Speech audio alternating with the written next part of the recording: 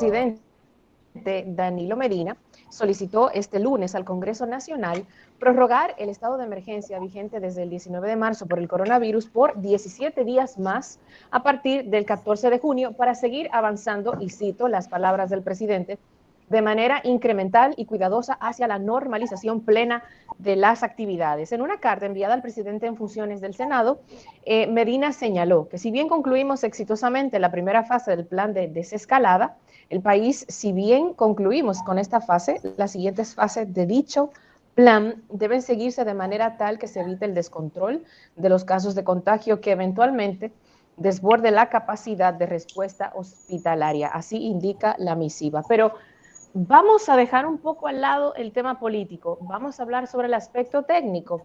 Se requiere un nuevo estado de emergencia con las mismas medidas que se han aplicado desde el punto de vista del bienestar de la salud pública. Lo hablamos, por supuesto, desde el punto de vista de la salud con el cardiólogo Pedro Ureña, quien es presidente de la Fundación Heart Care Dominicana, organización que ha realizado una gran labor durante la pandemia y antes también. Bienvenido, doctor, qué bueno tenerlo con nosotros. Buenas tardes, Roberto Miralba, gracias por la invitación, para mí siempre un placer. Bueno, aquí tenemos ya... Un placer saludarlo, doctor. Saludos, Miralba. Saludos. Doctor, para mí, en casos como este, siempre la opinión técnica es más valiosa que la postura política, porque en un tema de salud pública yo pienso que lo último que debería hacerse desde cualquier ángulo es politizarse. ¿Cuál es su opinión, primero sobre la situación de nuestro país ante la pandemia y luego, si es necesario, una extensión de un estado de emergencia? Muy bien, ante la primera pregunta, Miralba, yo creo que la situación de nuestro país ante la pandemia ha sido favorable en un sentido, en el sentido de que todavía no hemos tenido un pico que desborde la capacidad instalada hospitalaria. Esa es la única medida sólida de la que podemos hablar. Fuera de eso, realmente, nosotros no podemos decir que estamos con números adecuados o no, porque lamentablemente el número de pruebas para nuestra población es muy por debajo de lo que debería ser. Y por tanto, hasta cierto punto, eso es como tirar una foto a una habitación oscura en una esquinita y pretender saber todo lo que está ocurriendo en el resto de la habitación. Yo diría que esa es una analogía muy parecida a lo que está pasando. Entonces, realmente tenemos lo que parece ser una casuística que está en ascenso. Y esto realmente es preocupante porque estamos en un proceso de escalada. Lo que se estila cuando usted empieza a hacer una apertura en un tipo de pandemia como esto es que hay que hacer un análisis muy detallado antes de pasar a la siguiente fase. Así que yo te diría que ni siquiera estoy muy seguro que podamos adelantar de fase, mucho menos entonces aperturar en un horario donde realmente la actividad productiva no es tan importante y lo que sí tenemos como predominante la actividad nocturna es la parte social, que sabemos que está muy ligada a propagación del virus. De hecho, en países cuando ha habido apertura, los lugares donde más contaminación ha habido es precisamente los centros de diversión, restaurantes, discotecas, bares, etcétera, que es lo que predomina en la noche. Yo creo que tenemos que tener mucho cuidado y creo que el caso de Chile es muy ilustrativo de lo que nosotros podemos enfrentar. ¿A qué me refiero? Para abril 2023, Chile era un modelo de lo que había sido contención del virus.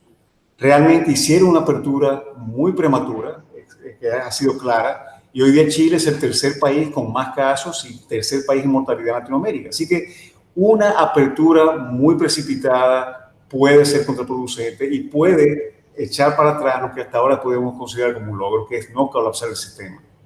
Ya. Doctor, una pregunta. Ayer el Ministerio de Salud Pública presentaba, ayer lunes, los resultados de su habitual boletín, creo que el boletín número 81, y por primera vez en 80 y tantos días que tenemos de pandemia, se daban a conocer cerca de 500 y tantos casos en apenas 24 horas. ¿Eso va de la mano con que se aumentó el nivel de pruebas rápidas o de otra naturaleza, o con las mismas pruebas se ha evidenciado que hay un mayor contagio precisamente al final de los primeros 15 días de la desescalada? ¿Por qué ese pico en el informe del nivel de contagio ha sido la cifra más alta de número de personas contagiadas en apenas 24 horas? Mira, el número de pruebas aumentó. Realmente la proporción, cuando tú te pones a ver en cuanto al número de pruebas y positividad, ha aumentado, pero también el número de pruebas aumentaron. La realidad es que se espera que cuando hay una apertura hay un aumento de los casos positivos, porque sencillamente va a haber más contacto social, va a haber más personas haciendo actividades que necesitan un contacto, y por tanto se espera que pueda haber un aumento de número. Ahora bien, ¿cuál es mi opinión muy personal, mi problema con las pruebas como lo estamos haciendo hoy día? Fíjate, cuando tú hablas de una estrategia de contención, tenemos que recordar que con el coronavirus hasta un 40% de los pacientes son asintomáticos. Aquí solamente estamos haciendo pruebas a pacientes sintomáticos. Vamos a empezar con esa limitante. Entonces tú tienes un porcentaje de la población que es potencialmente contaminante que no le estamos midiendo. Si vamos a hacer pruebas como una estrategia de contención del virus, hay que hacer pruebas de manera aleatoria en diferentes segmentos de la sociedad. Esa es la primera limitante. La segunda limitante, ¿quiénes están haciendo las pruebas? No solamente las pruebas se hacen en pacientes sintomáticos, sino que lamentablemente el sector quizás más vulnerable, que son los barrios donde vive la persona en hacinamiento, no tiene acceso a las pruebas. El segmento que se está haciendo predominantemente son los laboratorios privados, y aún a nivel privado sabemos que la oferta versus la demanda está completamente desproporcionada. Así que hay un porcentaje muy importante de pacientes que no tenemos acceso a la prueba.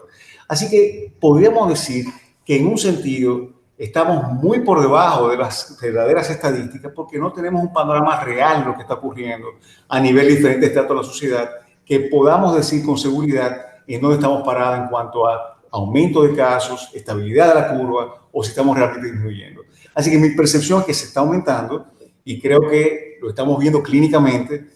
Yo te puedo decir que sin número de pacientes que tenemos, Roberto, que no se pueden hacer la prueba, a veces lo hemos ingresado y le hemos dado de alta incluso, sin haberse hecho la prueba porque hay una lista de espera. Entonces, ¿cómo podemos hablar de números exactos? ¿Cómo podemos hablar de que estamos controlando cuando ni siquiera tenemos la parte más importante, que es saber cuántos pacientes infectados están ahora mismo en la sociedad? Doctor, usted mencionaba hace unos momentos sobre el tema de evitar que la gente se desplace en las noches porque las actividades sociales son un foco de contagio grande. En muchas ocasiones he escuchado decir que el toque de queda es inoperante, que no funciona porque la mayoría de la gente se mueve de día en sus lugares de trabajo. Pero usted señaló un punto que yo desconocía. Es más probable contagiarse en lugares de diversión que en un área de trabajo. Pero claro, mira, o tal vez, o yo no le comprendí. Explíqueme esa parte. Vamos a empezar con cualquier actividad social que hagamos. Vamos a un restaurante, por ejemplo. Vamos a un centro donde podamos tomar bebidas. Lo primero que tienes que hacer para hacer eso es quitarte la mascarilla. Vamos a empezar con ese punto tan sencillo. Es muy diferente a yo ir a un supermercado donde yo tengo que hacerlo, donde yo puedo mantener mi mascarilla. Así que lo segundo es que en general, aunque tú trates de guardar la distancia, es muy difícil en cualquier lugar público tú mantener una distancia adecuada. De hecho, en Corea del Sur hubo un caso donde una sola persona infectada en una discoteca fue capaz de infectar 103 personas. Así que fíjate cómo la curva de contagio aumenta cuando estamos en lugares públicos. Pero yo te digo esto y quizás vamos a hacer un poquito la parte técnica. Vamos a ser realistas. Si nosotros no estuviésemos en campaña y no hubiese un candidato que estuviese repartiendo las noches, ¿realmente estaríamos planteando esto? Absolutamente no. No tiene ningún sentido que en un momento donde los casos están aumentando, yo diga yo voy a liberalizar la sociedad en las noches.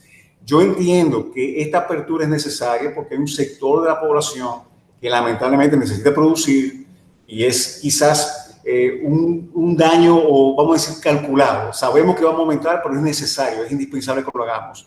Pero ya expandir esto a las noches no tiene ningún sentido. Definitivamente creo que estamos realmente jugándonos a que podamos tener un problema mucho mayor que impacte de manera muy negativa vidas, que al final es lo que vamos a perder. O sea, no estamos hablando de cosas sencillas, estamos hablando de vidas que se van a perder quizás por medidas que puedan relajarse en un momento tan inoportuno.